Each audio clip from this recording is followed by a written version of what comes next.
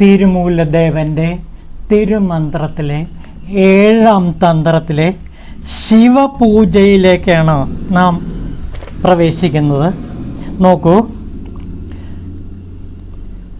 വിസ്മൃതി പൂണ്ട് ഈ വണ്ണം അവിദ്യയിലിരുന്നാലും ഉൾമോദത്തോട് പൂവും നീരും മുറയ്ക്കു തൂകി എന്നും മറന്നിടാതെ നിന്നെ ആരാധിച്ചിടാൻ ഇന്ന് നീ അനുഗ്രഹിച്ചിടേണം ഈശാ പോറ്റി. അപ്പോൾ തിരുമൂലദേവൻ പറയുകയാണ്, ഞാനിപ്പോൾ നിരന്തര സാധന ചെയ്യുന്നുണ്ടെങ്കിലും ഈ സാധന മുടങ്ങാതെ നിരന്തരം ചെയ്യാൻ അല്ലയോ ഈശാ പോറ്റി നീ എന്നെ അനുഗ്രഹിക്കണമേ എന്നാണ് പറയുന്നത്. നോക്കൂ, വിസ്മൃതി പൂണ്ട് ഈ വണ്ണം അവിദ്യയിലിരുന്നാലും, വിസ്മൃതി പൂണ്ട് നിന്നെക്കുറിച്ചുള്ള വിസ്മൃതി ഞാൻ എപ്പോഴെങ്കിലും എനിക്ക് സംഭവിച്ചിട്ടുണ്ടെങ്കിൽ ആ അവിദ്യയിലിരുന്നു കൊണ്ടാണെങ്കിൽ പോലും ഉൾമോദത്തോട് നിറഞ്ഞ ഭക്തിയോടെ പൂനീരും മുറയ്ക്ക് തൂകാൻ എന്നെ അനുഗ്രഹിക്കണമേ. അല്ലയോ ഭഗവാൻ ശിവൻ, അവിടത്തെ എപ്പോഴും പൂവ് കൊണ്ടും ജലം കൊണ്ടും ആരാധിക്കാൻ അവിടുന്ന് എപ്പോഴും എന്നെ അനുഗ്രഹിക്കണമേ. ഞാൻ പലപ്പോഴും ഒരുപക്ഷെ അവിദ്യയിലാണ്ട് പോയേക്കാം, അങ്ങേ വിസ്മൃതിയിൽ പെട്ടുപോയേക്കാം, അങ്ങയുടെ വിസ്മൃതിയിലാണ്ട് പോയേക്കാം. അങ്ങനെയാണെങ്കിൽ പോലും എല്ലായ്പ്പോഴും ഏത് സമയവും പൂവും നീരും അർപ്പിച്ച് അല്ലയോ ഭഗവാനെ അവിടത്തെ അർപ്പിക്കാൻ എന്നെ അനുഗ്രഹിക്കണമേ. നീ അനുഗ്രഹിച്ചിടണം ഈശാ പോറ്റി. അല്ലയോ പോറ്റി, നീ എന്നെ ശിവപൂജ ചെയ്യാൻ എപ്പോഴും അനുഗ്രഹിക്കണമേ എന്നാണ് പറയുന്നത്. ഇനി നോക്കൂ, ചാണകത്തിങ്കൽ പുതഞ്ഞുള്ളൊരു മാണിക്യത്തെ കാണോളവും അതിന്മേന്മയറിയുന്നില്ല. പേണി പ്രയോജനപ്പെടുത്തിക്കൊള്ളുന്നവർക്ക് മാണിക്യമാലയെ താൻ മാറത്തണിഞ്ഞിടാം. ഇപ്പോൾ ചാണകത്തിലാണ് മാണിക്യം പുതഞ്ഞു കിടക്കുകയാണെന്നിരിക്കട്ടെ, മാണിക്യത്തിൻ്റെ മഹത്വം നാം അറിയില്ല. അതാണ് ഇവിടെ പറയുന്നത്. മാണിക്യത്തിൻ്റെ മഹത്വം ചാണകത്തിൽ പൂണ്ട് കിടന്നാൽ ആ മാണിക്യമാണെന്ന് പോലും നാം തിരിച്ചറിയാതെ അതിനെ അവഗണിക്കും. എന്നാൽ ഈ ചാണകത്തിൽ കിടക്കുന്നത് മാണിക്യമാണെന്ന് തിരിച്ചറിഞ്ഞാൽ അതിനെ പ്രയോജനപ്പെടുത്തിക്കൊള്ളുന്നവർക്ക് മാണിക്യമാലയെ തൻ മാറത്തണിഞ്ഞിടാം. അപ്പോൾ മാണിക്യമാലയെ തിരിച്ചറിഞ്ഞാൽ തീർച്ചയായിട്ടും അത് നമ്മുടെ മാറിന് അലങ്കാരമായിരിക്കും. അതായത് ശിവാനുഗ്രഹം എന്നുള്ളത് ഒരു മാണിക്യമാലയാണ്. ആ മാണിക്യമാലയെ തിരിച്ചറിയുക. ചാണകത്തിൽ പുതഞ്ഞ് കിടക്കുന്നതുകൊണ്ട് പലപ്പോഴും നാം മാണിക്യത്തെ തിരിച്ചറിയുന്നില്ല. ആ മാണിക്യത്തെ തിരിച്ചറിയാനുള്ള സൂക്ഷ്മബുദ്ധി നമുക്കുണ്ടായാൽ ആ മാണിക്യം തിരിച്ചറിയാൻ കഴിയുകയും ആ മാണിക്യം കൊണ്ട് മാലയുണ്ടാക്കി മാറിലണിയാൻ കഴിയുകയും ചെയ്യും. അപ്പോൾ ശിവപ്രസാദം നാം എപ്പോഴും ആഗ്രഹിക്കണം. ശിവൻ്റെ അനുഗ്രഹം നാം ആഗ്രഹിച്ച ജീവിതത്തെ എപ്പോഴും ശിവപൂജ കൊണ്ട് നിറയ്ക്കണമെന്നാണ് പറയുന്നത്. ഈ മാണിക്യമാല അണിയാൻ, അതായത് ശിവ അരുളാകുന്ന മാണിക്യമാല അണിയാൻ അല്ലയോ ഭഗവാൻ നീ എപ്പോഴും എന്നെ അനുഗ്രഹിച്ചാലും എന്ന് പറഞ്ഞ് ശിവപൂജയെ അവസാനിപ്പിക്കുകയാണ് തിരുമൂലദേവൻ ചെയ്യുന്നത്. ഈ ശിവപൂജ തന്നെ പിന്നീട് 18 സിദ്ധന്മാരും മറ്റ് പല ശൈവ കവികളും ഈ ശിവപൂജ തന്നെ വീണ്ടും വീണ്ടും കാവ്യത്തിലൂടെ ആവിഷ്കരിക്കുന്നത് നമുക്ക് കാണാൻ കഴിയും. 18 കവികളിൽ പ്രത്യേകിച്ചും മാണിക്യവാചകരുടെ തിരുവാചകത്തിൽ മുഴുവനും ഈ ശിവപൂജയ്ക്ക് വേണ്ടി നിരന്തരം വാക്കുകളാകുന്ന പൂക്കൾ കൊണ്ട് അർച്ചിക്കുകയാണ്. പിന്നെ ഹൃദയത്തിലെ ആ സന്തോഷമാകുന്ന, ഹൃദയത്തിലെ ഭക്തിയാകുന്ന ജലം കൊണ്ട് ആ ശിവലിംഗത്തെ, ചിദംബരേശനെ എപ്പോഴും ധാരമുറിയാതെ പ്രവഹിച്ചുകൊണ്ട് ആ ശിവലിംഗത്തെ ആരാധിച്ചു കൊണ്ടിരിക്കുകയാണ് എപ്പോഴും ഇദ്ദേഹം ചെയ്തത്.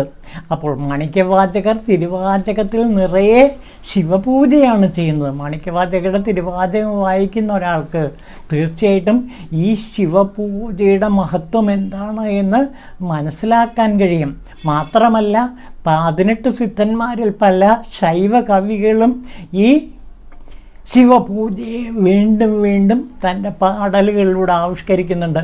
ഈ പാടലുകൾ തന്നെ പുഷ്പങ്ങളായി മാറി, പാടൽ തന്നെ ധാരാജലമായി മാറുന്ന കാഴ്ച നമുക്ക് പട്ടണത്ത് പിള്ളയാരുടെ കവിതയിൽ കാണാൻ പറ്റും. നമുക്ക് പട്ടണത്ത് പിള്ളയാരുടെ കവിതയിലേക്ക് മാത്രം കിടക്കാം, എല്ലാത്തിലേക്കും കിടക്കാൻ സമയമില്ല. പട്ടണത്ത് പിള്ളയാരുടെ ഒരു കവിതയുണ്ട്, തിരുച്ചിറ്റമ്പലേശ്വരമാല എന്ന് പറഞ്ഞിട്ട് ഒരു കവിതയുണ്ട്. ചിദംബരേശനെ പാടിപ്പുകഴ്ത്തുന്ന അല്ലെങ്കിൽ ഈ സ്തുതിക്കുന്ന ഒരു മാലയാണ്. നേരത്തെ പറഞ്ഞില്ലേ മാണിക്യമാല. ആ മാണിക്യമാല എന്താണെന്ന് നമുക്ക് നോക്കാം. നോക്കൂ, അഴലുള്ളിലെ വെണ്ണ പോലൊരുകി പൊന്നമ്പലത്താൻ നിഴലുള്ളിൽ നിന്ന് തപം ചെയ്യാതെ നിഷ്ഠയില്ലാതെ കുഴലിനഴകോയി മാല കോർത്ത് മങ്കയർദം വിടുപണി ചെയ്ത് വിഴലിൻ ഇറച്ച പോൽ പാഴായെൻ്റെ ജീവിതം വിധിവശാലേ. ഞാൻ മണിമാല കോർത്തത്, ഈ രത്നമാല കോർത്തത് ഇതേവരെ ആർക്ക് വേണ്ടിയിട്ടായിരിക്കുന്നു? മങ്കമാർക്ക് വേണ്ടിയിട്ടായിരിക്കും. മങ്കമാർദം വിടുപണി ചെയ്ത് അവർക്ക് വേണ്ടി മാല കോർത്തു. അല്ലയോ ഭഗവാൻ, ഇനി മുതൽ ഭഗവാനെ അർപ്പിക്കാൻ വേണ്ടിയുള്ള ആ പുഷ്പമാല കോർക്കാൻ, ഈ മണിമാല കോർക്കാൻ അവിടുന്ന് എന്നെ അനുഗ്രഹിച്ചാലും എന്ന് പറയുകയാണ്. പിന്നെ നോക്കൂ, ഓടി ഓടി പാഴായി ഉഴയ്ക്കാതെ വഞ്ചന ചെയ്യുവോരിടം കൂടാതെ നല്ലവർ കൂട്ടം വിടാതെ വെങ്കോപം നെഞ്ചിങ്കൽ നാടാതെ നന്മ വഴുകാതെ ഇന്നേക്കും ഏത് നാളും ഞാൻ നന്മകൾ പലതും തന്നരുളിണേ ചിദംബരേശ. അല്ലയോ ചിദംബരേശ, എനിക്ക് നന്മകൾ മാത്രമേ തരാവൂ. ഞാൻ ഓടി ഓടി എൻ്റെ ജീവിതം പാഴാക്കുകയാണ്. ഇനി മുതൽ എൻ്റെ ജീവിതത്തെ ഇങ്ങനെ ഓടി നടന്ന് പാഴാക്കാതെ അങ്ങയുടെ കാലുകൾ വർണ്ണിക്കാൻ എന്നെ അനുഗ്രഹിക്കുക, തിരുപാദങ്ങൾ വർണ്ണിക്കാൻ എന്നെ അനുഗ്രഹിക്കുക, വഞ്ചനയിൽ നിന്ന് ഒഴിവാക്കുക, നല്ലവർ കൂട്ടത്തിൽ മാത്രം സഞ്ചരിക്കാൻ എന്നെ അനുഗ്രഹിക്കുക, കോപം എന്നിൽ നിന്ന് അകറ്റണമേ, നന്മ വഴുകാതെ നന്മമാർഗത്തിൽ നിന്ന്, നല്ല മാർഗത്തിൽ നിന്ന്, ശിവമാർഗത്തിൽ നിന്ന് എന്നെ ഒരിക്കലും മാറ്റരുതേ. അങ്ങനെ എന്നെ ശിവമാർഗത്തിലേക്ക് നയിച്ച് അങ്ങ് എന്നെ അനുഗ്രഹിക്കണമേ.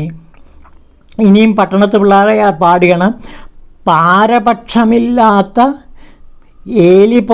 ഏലിപോർക്ക് ഇല്ലെന്നിടാത്ത പഴുതകൾ പലതും ചേരാത്ത പാടവും അണകാത്ത മനം നൊന്ത് തളരാത്ത സേവ വിടാത്ത തൻ അൻപില്ലാത്തവരോട് ചേരാത്ത നൽശീലം പലതെന്ന് തന്ന് അരുളിയിടണമേ ചിദംബരേശ. അല്ലയോ ചിദംബരേശ, അങ്ങെനിക്ക് എന്ത് തന്നെ? ഇതാ നോക്കൂ, ദുഷ്ടന്മാരോട് കൂടെ ഒരിക്കലും എന്നെ ചേർക്കരുത്. പിന്നെ നോക്കൂ, മനം നൊന്ത് തളരാത്ത എൻ്റെ മനസ്സൊരിക്കലും തളരരുത്. എപ്പോഴും അങ്ങയോടുള്ള ഭക്തി കൊണ്ട് നിറയണം. സേവ വിടാത്ത, എപ്പോഴും ശിവസേവയിൽ മുഴുകി കഴിയാൻ എന്നെ അനുഗ്രഹിക്കണം. പിന്നെ അൻപില്ലാത്തവരോട്, സ്നേഹമില്ലാത്തവരോട് എന്നെ ഒരിക്കലും ചേർക്കരുതേ എന്ന് പറയണം. കൊന്നത് തിന്നാത്ത, കളവുകോളില്ലാത്ത, കൈതവമോടിണങ്ങാത്ത, മനംനോവ് ചൊല്ലുകൾ കേള കന്യകൾ മായയിൽ ചെല്ലാത്ത ശീലം പലതു തന്നരുളണേ നീ ചിദംബരേശ. അല്ലയോ ചിദംബരേശ, കന്യകകളുടെ മായയിൽപ്പെട്ട് ഉഴലാതെ എന്നെ കാത്തുരക്ഷിക്കണേ. അതുപോലെ കൊല്ലാതെ കൊന്നു തിന്നാത്ത, ഹിംസ ചെയ്യുന്നവരുടെ കൂടെ ഒരിക്കലും എന്നെ കൂട്ടരുതേ. കളവ് ചെയ്യാത്ത നിഷ്കളങ്കരായ മനുഷ്യരോട് എന്നെ ചേർക്കണമേ. പിന്നെ കൈതവം, ഒരിക്കലും തെറ്റ് പറ്റാത്ത കളങ്കമില്ലാത്ത മനുഷ്യരോട് എന്നെ ചേർക്കുക. അങ്ങനെ അല്ലയോ ഭഗവാൻ ചിദംബരേശ, അങ്ങനെ എല്ലാ നന്മകളിലേക്കും നയിച്ച് ശിവഗതി തന്ന് അരുളേണമേ എന്നാണ് പറയുന്നത്. ഇനി നോക്കൂ, ആയും പുകഴാർന്ന അമ്പലവാണനരികിൽ അണയുകിൽ പായും ഋഷഭം ചീറും അരവം പിൻപറ്റി ചെന്നാലോ പേയും ഗണവും പെരുന്തല പൂതവും പിന്തുടരും. പേയെന്തു ചെയ്യും മനസ്സേ പിണങ്ങാടണവൻ പോകുമിടം. എൻ്റെ മനസ്സേ, നീ എപ്പോഴും ശിവൻ്റെയും ആ നന്ദിയുടെയും അടുത്തേക്ക് പാഞ്ഞു പാഞ്ഞു ചെല്ലോ. ഋഷഭം ചീറും അറ്റം. അങ്ങനെ എപ്പോഴും അമ്പലവാണൻ്റെ ആ തിരുസന്നിധിയിലേക്ക് എപ്പോഴും ചെല്ലാൻ എന്നെ അനുഗ്രഹിക്കണമേ എന്ന് പ്രാർത്ഥിക്കുകയാണ്. ഇതാണ് പട്ടണത്ത് പിള്ളയാർ പാടുന്ന തിരുച്ചിറ്റമ്പലേശ്വര മാല. അപ്പോൾ ഇതിലെല്ലാം ശിവനോട്, ചിദംബരേശനോടുള്ള നിരന്തര പ്രാർത്ഥനയാണ്. ചിദംബരേശനോടാണ് എല്ലാ കവികളും പ്രാർത്ഥിക്കുന്നത്, തമിഴ് കവികളും. തമിഴ് കവികളിൽ ഏത് കവി എടുത്തു നോക്കിയാലും, പട്ടണത്ത് പിള്ളയാർ മാത്രമല്ല, മറ്റ് ശിവവാക്യരെടുത്ത് നോക്കിയാലും, അതേപോലെ തന്നെ മാണിക്യവാചകരെടുത്ത് നോക്കിയാലും, ഏത് കവികളെടുത്ത് നോക്കിയാലും അവരെല്ലാം ചിദംബരേശനെ നിരന്തരം ഈ ശിവപൂജ ചെയ്തുകൊണ്ടേയിരിക്കുകയാണ്. ഒരു പ്രധാനപ്പെട്ട ഒരു സിദ്ധനുണ്ട്, അദ്ദേഹത്തിൻ്റെ പേര് വ്യാഘ്രപാദർ എന്നാണ്. വ്യാഘ്രപാദർ എപ്പോഴും കുവളമരത്തിൻ്റെ മുകളിൽ കയറി പറിച്ച് ചിദംബരേശനെ നിരന്തരം പൂജിച്ചിരുന്നു എന്നാണ് പറയുന്നത്. അതിനുവേണ്ടി കുവളമരത്തിൻ്റെ മുകളിൽ കയറാൻ വേണ്ടിയാണത്രേ ഈ സിദ്ധന് പാദങ്ങൾ വ്യാഘ്രൻ്റെ പാദം കൊടുത്തത്. അങ്ങനെ വ്യാഘ്രപാദം നൽകി ദിവസവും കുവളത്തില പറിച്ചെടുക്കാൻ അദ്ദേഹത്തിന് കഴിഞ്ഞിരുന്നു അത്രേ. അങ്ങനെ എല്ലാ ദിവസവും പുതിയതായി പറിച്ചെടുക്കുന്ന കുവളത്തിൻ്റെ ഇല കൊണ്ട് ഭഗവാനെ, ചിദംബരേശനെ നിരന്തരം പൂജിക്കുന്നതുകൊണ്ട് അദ്ദേഹത്തിന് വ്യാഘ്രപാദർ എന്ന പേര് കിട്ടി. വക്കം ശിവക്ഷേത്രവുമായിട്ട് ഈ വ്യാഘ്രപാദർക്ക് ബന്ധമുണ്ട് എന്ന് പറയുന്നുണ്ട്. അപ്പോൾ ഇങ്ങനെയൊക്കെയുള്ള ഒരുപാട് സിദ്ധന്മാർ നിരന്തരം ശിവപൂജ ചെയ്ത് ചിദംബരേശനെ നിരന്തരം പാടിപ്പുകഴ്ത്തുന്ന ഒരുപാട് സ്തുതിഗീതങ്ങൾ കൊണ്ട് നിറഞ്ഞതാണ് തമിഴ് തേവാരങ്ങൾ. തമിഴ് തേവാരങ്ങളിലേക്ക് കടക്കുക എന്നുള്ളെങ്കിൽ ശിവദർശനം കിട്ടുക എന്ന് തന്നെയാണ് അർത്ഥം. ഇതാണ് ഈ ശിവപൂജയിൽ തിരുമൂലദേവൻ ഈ 7ാം തന്ത്രത്തിൽ നമ്മളോട് പറയുന്നത്. ഇനി അടുത്ത ഗുരുപൂജയാണ്. അത് അടുത്ത ദിവസം നമുക്ക് മനസ്സിലാക്കാൻ കഴിയും. ഓം ശിവായ തിരുമൂലദേവായ നമഃ.